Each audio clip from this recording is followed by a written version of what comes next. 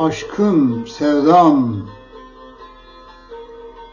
Ara sıra sitem etsem de, şiirler yazıp sana açılmasam da, kırık dökük sözlerle sana gelsem de, Irak da olsa bedenlerimiz, meftayım sana sevgilim. Sen sevgimsin, aşkımsın. Ecelim gelse de vermem ellerini tutmadan, gözlerine bakmadan, içime çekmeden nefesini.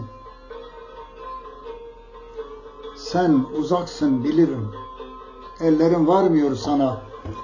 Ne yapsam, ne etsem inan bir an unutamıyorum seni.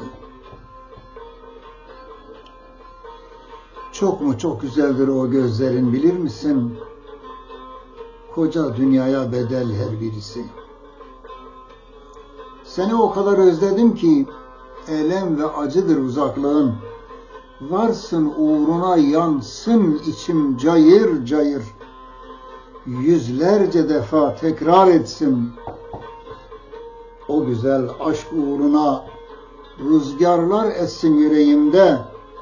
Umudum yine tükenmez senden. Mağdur olsam da yolunda.